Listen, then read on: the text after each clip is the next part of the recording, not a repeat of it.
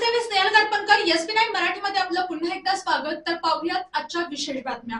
शहराच्या विस्तारामध्ये मैलाचा दगड ठेवणारे शेंडा पार्क क्षेत्र भविष्यात जिल्ह्याचे मुख्य प्रशासकीय केंद्र म्हणून आकाराला येत आहे. या परिसरात प्रस्तावित असलेली जिल्हा प्रशासनाची मध्यवर्ती प्रशासकीय इमारत कामाची जिल्हाधिकारी कार्यालय, कोल्हापूर महानगरपालिका तसेच IT पार्क, मुंबई उच्च न्यायालयाची खंडपीठ जागेची पाहणी जिल्हाधिकारी डॉक्टर विजय राठोड यांनी केली. तर पाहूयात आजची सविस्तर बातमी. प्रभावीपणे करण्यासाठी शासनाने विविध विभागांच्या कार्यालयांचे विकेंद्रीकरण करून ती एकाच छताखाली आणण्याचे नियोजन केले आहे.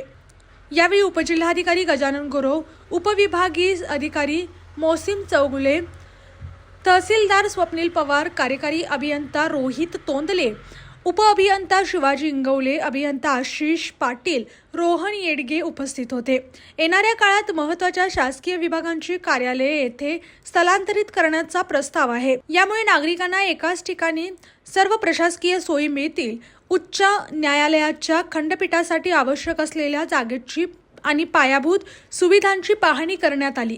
पाहणी दरम्यान जिल्हाधिकारी डॉक्टर विजय राठोड यांनी संबंधित विभागाच्या अधिकाऱ्यांना इमारतीचे बांधकाम करताना पुढील 50 वर्षाचा विचार करून प्रशस्त रस्ते, पार्किंग आणि मोकळी जागा ठेवावी.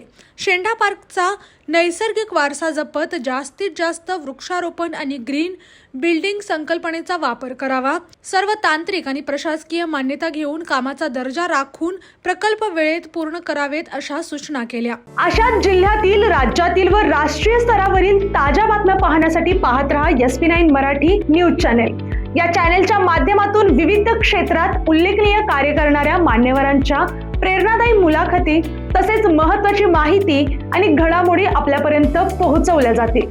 अशा नवीन बातम्या आणि माहिती मिळवण्यासाठी चॅनलला लाईक करा, शेअर करा आणि हो, सबस्क्राईब करायला विसरू नका. पाहत रहा SP9 Marathi, your time your news. धन्यवाद.